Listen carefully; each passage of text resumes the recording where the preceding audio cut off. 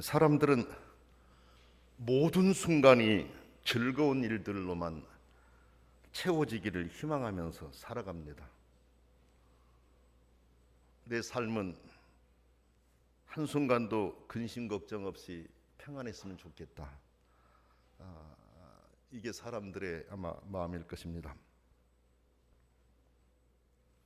그런 마음들이 있기 때문에 자신에게 작은 어려움이 찾아와도 표정이 달라지고 기분이 가라앉는 것을 우리가 볼 수 있습니다.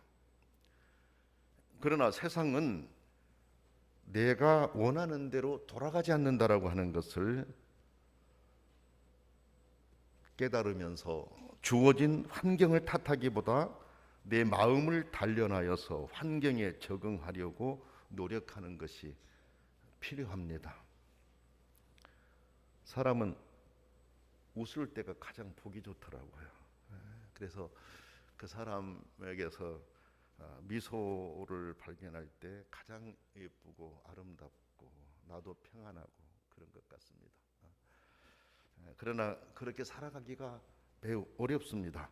그럼에도 불구하고 우리들은 그렇게 내 마음을 단련하여서 환경에 적응하려고 노력하는 우리 그리스도인들이어야 한다라는 말씀입니다.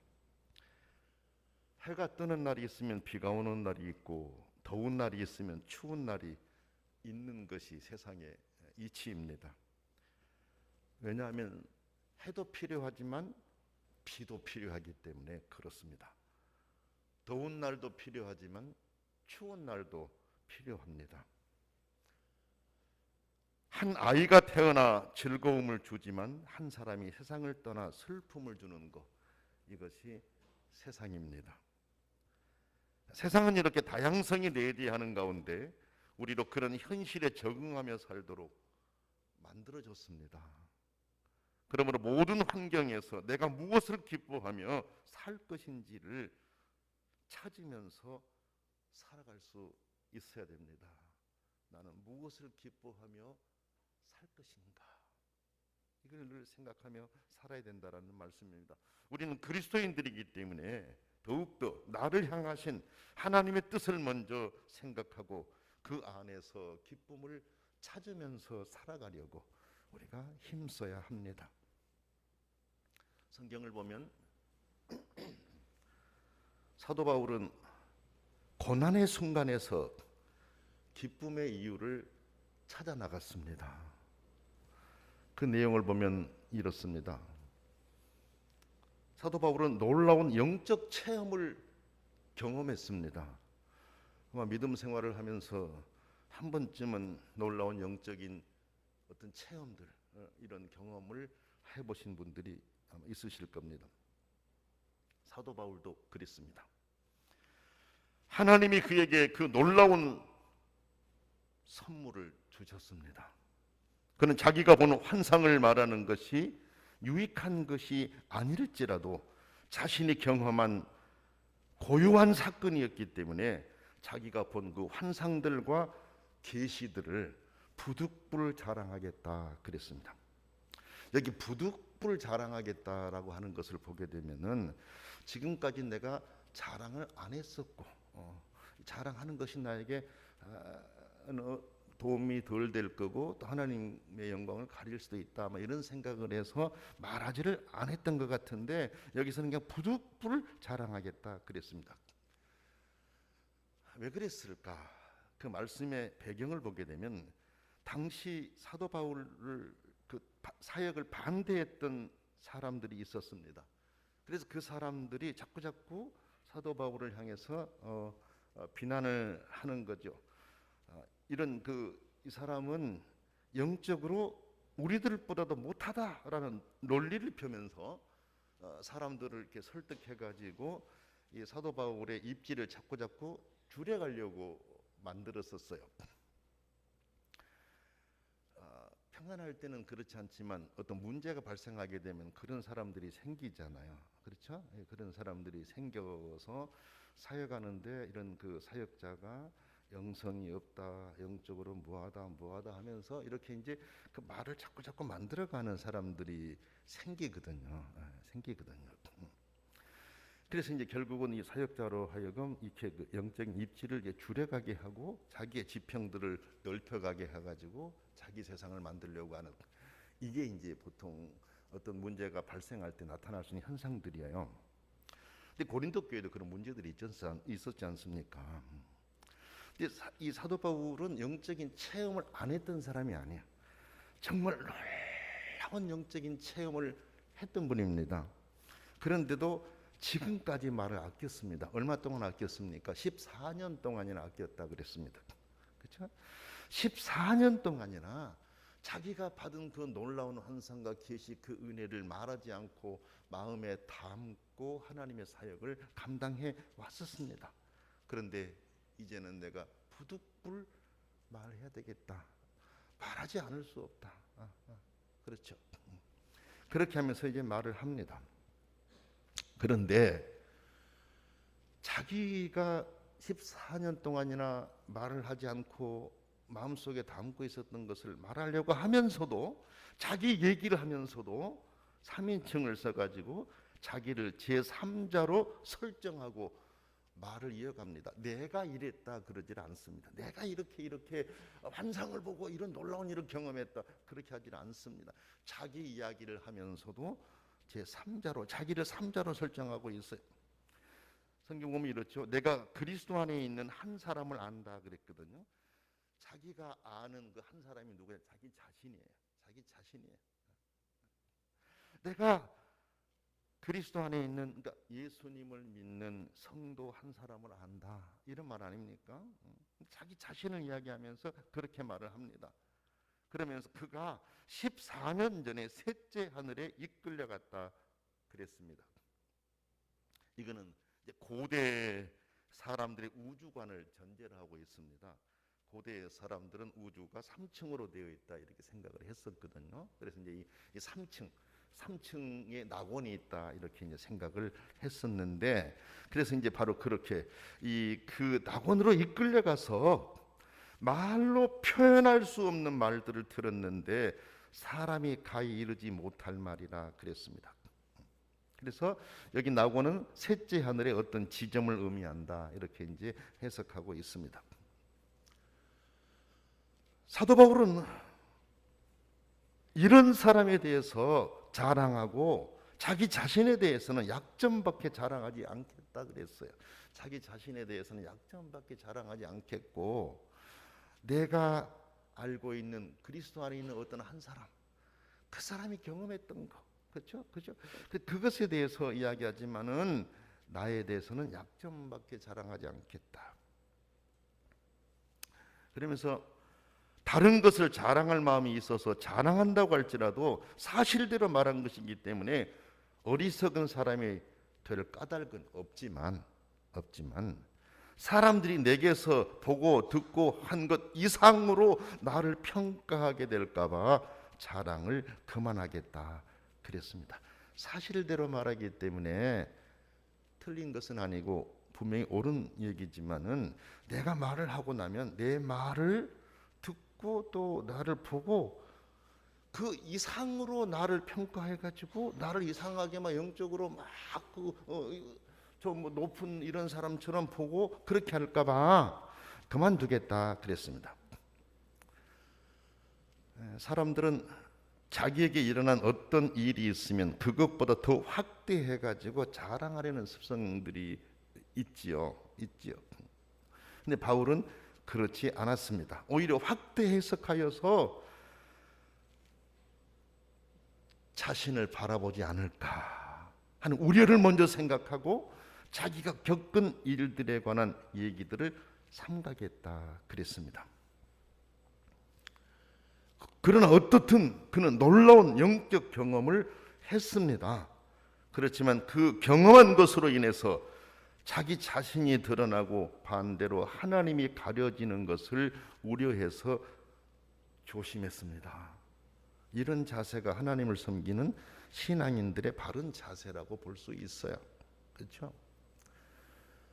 언젠가도 말씀을 드렸습니다만은 지금은 뭐 이렇게 집회를 많이 하지 않고, 그런데 집회를 할 때 보면 막 그 광고가 붙고 뭐 현수막이 붙고 하면서 막 거기 보면은 뭐 큰 능력을 갖고 이 강사가 오신다고 하면서 그 강사의 능력을 쫙 막 프로필에 대한 걸 써놓기도 하고 영적 체험을 막 써놓기도 하고 이렇잖아요.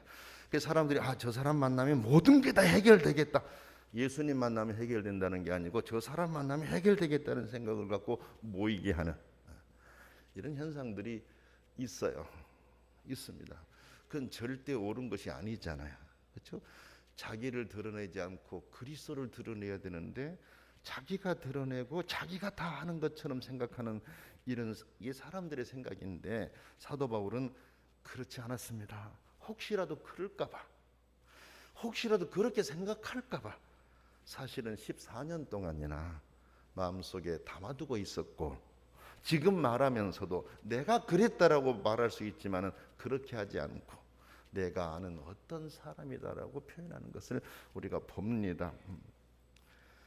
정말 하나님을 믿는 사람들이 이런 자세를 가지게 될 때 오히려 하나님께서는 그 사람을 사용하신다는 것을 우리가 볼 수 있어요. 사도 바울에게는 그런 자세가 있었기 때문에 오히려 하나님께서 그를 정말로 귀하게 사용했습니다. 그를 통해서 하나님의 놀라운 일들을 이루어 가셨습니다. 그렇죠? 성경 말씀 우리가 보고 있는데 사도 바울을 통해서 하나님이 기록해서 우리에게 전해준 말씀들이 많습니다. 많습니다. 하나님을 높이려고 하는, 자기는 할 수 있는 대로 낮아지려고 하는 그런 마음이 그에게 있었기 때문에 하나님 아버지가 그를 그렇게 사용하셨던 것입니다. 두 번째, 그는 육체의 가시를 받았다 그랬어요. 7절 8절 말씀 보면 나와요. 여러분 보세요. 이 가시를 언제 받았느냐면, 이 가시가 언제 생겼느냐면 그가 놀라운 영적 체험을 한 후에 그에게 이 가시가 주어졌다 그랬어요. 놀라운 영적 체험을 한 이후에 가시가 주어진 거죠. 벅찬 감격이 채 가시기도 전에 그에게 고통이 찾아온 것입니다. 그가 어떤 가시를 안고 살았는지에 대해서는 정확하게 알 수가 없어요. 성경에 정확하게 사도 바울이 겪은 가시가 뭐다 이렇게 표현하지 않기 때문에 정확하게는 알 수 없어요. 다만 정황을 들어서 설명을 할 때 간질이었을 거다, 간질이었을 거다 이렇게 보기도 하고, 또 안질이었을 거다, 안질이었을 거다. 제가 좀 이거 벗을게요. 안질이었을 거다 이렇게 말하기도 하고, 또는 말라리아로 인해 가지고 발생한 그 질병 때문에 그 찌르는 고통이 발생했을 것이다. 뭐 이런 다양한 추측들을 하고 있습니다. 자, 우리는 그 가시에 대해서는 정확하게 알 수는 없다고 할지라도 매우 심각한 고통이 수반되는 가시였으면 틀림없다라는 것을 우리가 알 수 있습니다. 그런데 그는 그 고통을 안고 살면서도 그 고통이 자신을 위해서 주어진 것으로 생각했습니다. 7절 말씀 보면 그렇게 되어 있지요. 여러 계시를 받은 것이 지극히 크므로 너무 자만하지 않게 하시려고 내 육체에 가시 곧 사탄의 사자를 주셨으니 이는 나를 쳐서 너무 자만하지 않게 하리 하심이라 그랬습니다. 그러니까 자기에게 가시를 주신 것은 결국 자기 자신을 위해서 주신 것이다 이렇게 생각을 한 거죠.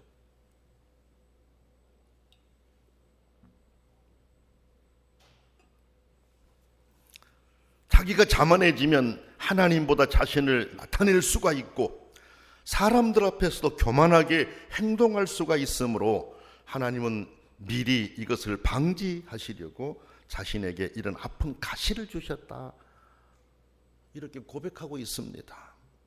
교만해질까봐, 그렇죠? 교만해질까봐, 그리고 하나님보다 자기를 드러낼까봐 하나님께서 나에게 이런 가시를 주셨다라고 받아들이고 있다라는 것입니다. 자신에게 닥친 고통을 이렇게 신앙으로 해석하며 살아가려고 하는 것은 쉽지 않습니다. 그런데도 그렇게 받아들이면서 고통을 참으면서 살았습니다. 그러나 그도 인간이잖아요. 그도 사람이지 않습니까? 그래서 자신에게 주어진 그 가시가 자기를 위한 것이라고 생각하면서 살아가지만 그 고통이 너무나도 심해서 하나님께 기도를 드렸다 그랬습니다. 그 가시가 자신에게서 떠나가게 해달라고 기도를 드렸다 그랬습니다. 근데 성경에는 간구했다 그랬습니다. 저는 기도했다고 표현했는데 간구했다 그랬습니다. 기도와 간구는 좀 다르다 그랬죠. 같이 하나님께 비는 것이지만은 기도는 우리가 이렇게 일상적으로 드리는 게 기도지만은 간구는 절박하게 부르짖는 것이죠. 주야, 하나님 아버지 살려주십시오. 하나님 아버지 나를 붙잡아 주십시오라고 절규하듯이 부르짖는 게 간구잖아요. 간구.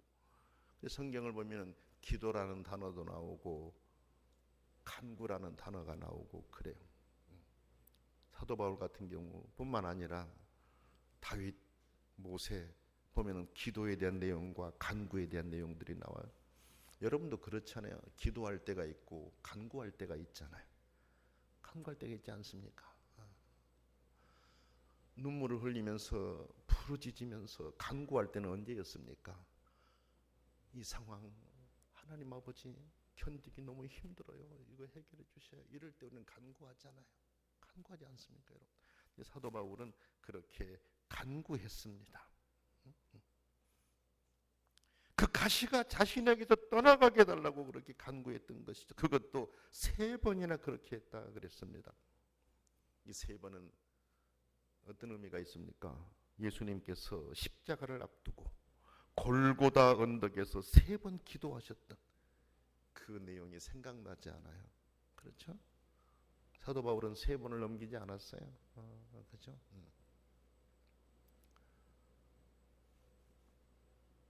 얼마나 힘들고 고통이 심했으면 3번 기도했다라고 하는 것을 이렇게 표현하게 하셨을까? 이것을 우리로 알게 합니다. 그가 기도한 내용에 대한 하나님의 응답은 무엇이었습니까? 그가 원하는 답이 아니었습니다. 다른 답이었습니다. 내 은혜가 네게 족하다. 이는 내 능력이 약한 데서 온전하여 짐이라 하는 말씀이었습니다. 고쳐달라고 했는데 아니다. 너에게 아픔이 있는 거 그것이 결국은 내가 너를 사용하는 것이고 너는 아프지만 너로 인해서 아픈 사람들이 살아나고 아픈 사람들이 일어나는 그런 일을 할 것이다 라고 말씀하신 것이었습니다.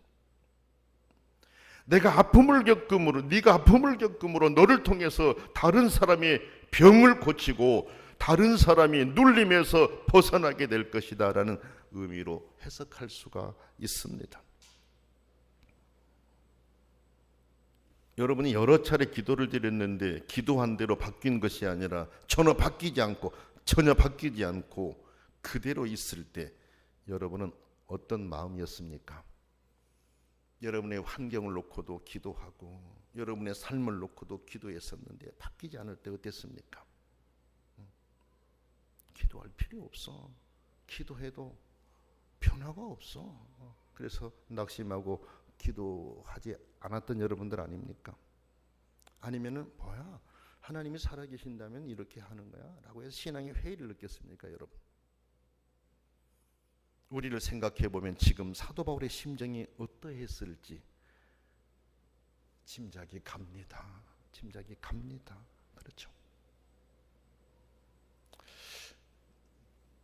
이 말씀을 준비하면서 이런 생각을 했어요.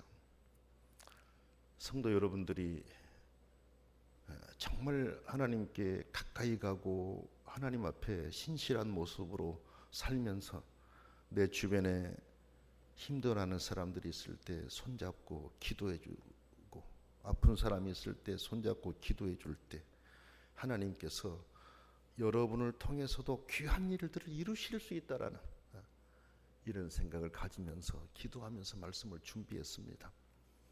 사도 바울을 선택해서 사용하신 하나님은 여러분을 선택해서도 사용하신다는 것을 믿음으로 받아들이시기를 바랍니다. 다만 신실하게 여기 있는 사도 바울과 같이 그런 자세로, 그런 마음으로 하나님만을 높이고 나는 낮아지려고 하는 자세로, 그렇죠, 교만해지지 않고 겸손 그 자체를 간직하고 싶어하는 그 마음으로 믿음 생활을 하면서 여러분들이 또 여러분 주변에 정말 안타까운 마음이 있을 때 그 사람들을 붙잡고 간절하게 기도해 주셔서 여러분을 통해서 하나님의 역사가 나타나는 일들도 있기를 원합니다. 그렇죠? 세 번째 보니까 사도 바울은 약한 것들과 어려운 환경을 기뻐한다 그랬습니다. 9절에서 10절에 그렇게 나옵니다. 여러분, 약한 것들과 어려운 환경을 기뻐할 수 있습니까? 여러분, 이런 마음은 아무나 가질 수 있는 것이 아니라고 봅니다. 자신을 통해 하나님의 영광이 드러나기를 소망하는 자들만이 가질 수 있는 그런 마음이라고 봅니다. 자기가 겪는 고통이 너무나도 심각하고 또 그 고통으로 인해 사역을 감당하는데도 상당한 지장이 있었을 것이지만 그는 하나님의 응답을 그대로 수용했습니다. 자신을 고쳐주지 않고 병든 상태 그대로 사용하여 하나님의 일을 하시겠다라는 그 말씀을 기쁨으로 받아들였던 것입니다. 9절을 보면 도리어 크게 기뻐한다라고 했습니다. 보통 사람이라면 이게 가능한 일이었겠습니까? 기도하여도 변화가 없다고 실망하며 기도를 포기한 사람도 있을 것이고, 앞에 말씀드린 것처럼 기독교 자체에 대해서 회의를 가진 사람도 있을 것이죠. 모든 것을 하나님 편에서 생각하지 않고 자기 편에서 생각한 사람들은 충분히 그렇게 할 수 있다는 것입니다. 그런데 하나님의 사람 사도 바울은 달랐습니다. 그는 하나님의 거절을 기뻐하면서 하나님이 원하시는 방향으로 자기 생각을 돌릴 줄을 알았습니다. 그리고 그 생각을 돌렸습니다. 약한 것들을 자랑하여 그리스도의 능력이 자신에게 머물기를 원했습니다. 그리스도의 능력이 자신에게 머물기를 원하는, 여러분 보세요. 이거 뭐 어떤 뜻인 것 같아요? 그리스도의 능력이 자기 안에 머문다라고 하는 것은 자기를 통해서 힘을 얻는 사람들, 회복되는 사람들이 있기를 원하는 간절한 마음이잖아요. 그렇죠? 능력이 있다라는 거, 이런 겸손한 사람이 능력을 가지고 자랑하고 교만하려고 그랬겠습니까? 그건 아니잖아요. 하나님의 능력이 내게 머물 때 내가 할 일이 있다라는 걸 아는 거 아닙니까? 그렇죠? 내가 아프지만은 내가 아픔으로 내 능력이, 하나님의 능력이 내 안에 있어서 내가 만나서 하나님의 사역들을 감당해 갈 때 놀라운 일들로 인해서 일어나는 사람들을 보게 될 때 그것 자체를 더 행복하게 생각하는 이 마음이라는 것을 우리가 성경을 통해 볼 수가 있습니다. 그렇죠? 약한 것들을 자랑하며 그리스도의 능력이 자신에게 머물기를 원했던 이 모습, 이것은 다른 사람을 행복하게 하기 위한 하나님의 능력이 자신에게 있기를 원한다는 마음입니다. 그의 마음 안에는 하나님의 말씀이 계속 역사하고 있었음을 우리가 알게 되죠. 그래서 그는 내가 약한 그때의 강함이라고 말하면서 그리스도를 위하여서 약한 것들과 능욕과 궁핍과 박해와 곤고를 기뻐하겠다 그랬습니다. 그의 마음은 온통 그리스도로 가득했습니다. 사랑하는 평화로운 교회 모든 성도 여러분, 여러분 안에도 그리스도의 능력이 머물기를 원합니다. 그래서 여러분들을 통해서 하나님의 나라가 확장되고 하나님의 뜻이 이루어지는, 그렇게 쓰임받는 성도들이 되기를 원합니다. 나는 우리 교회 성도님들은 다 너무 겸손하고 정말 신실한 성도들이기 때문에 하나님의 능력이 많이 머물렀으면 좋겠어요. 그래서 정말 귀한 일들을 많이 감당했으면 좋겠어요. 멋지게 쓰임받는 성도들이 많았으면 좋겠습니다, 여러분.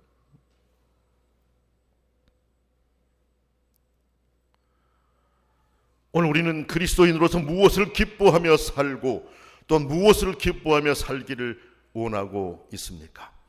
우리가 그리스도인이라고 할지라도 모든 것들이 다 내가 원하는 대로 될 수는 없음을 인정하면서 우리는 또 살아가야 됩니다. 때로 내게 힘든 일이 있을 때면 그 일을 통해 하나님이 내게 무엇을 원하시는지를 먼저 생각할 줄 아는 그런 그리스도인들이 되어야 합니다. 그러나 동시에 우리는 하나님의 자녀이기 때문에 하나님은 우리를 사랑하시고 궁극적으로 선하게 인도하실 분이시라고 하는 확신도 놓지 말아야 됩니다. 이거 가지고 살아가야 됩니다. 그 확신이 있어야 어떤 상황 속에서도 하나님의 뜻을 찾으려고 하는 마음을 가질 수 있기 때문에 그렇습니다. 자신에게 있는 아픔까지도 기쁨으로 승화시키면서 그리스도의 능력을 마음에 담기를 원했던 사도 바울처럼 오늘 우리도 신앙 안에서 신앙의 일들로 기쁨을 찾아가는 그런 성도들이 될 수 있기를 원합니다. 기도하겠습니다.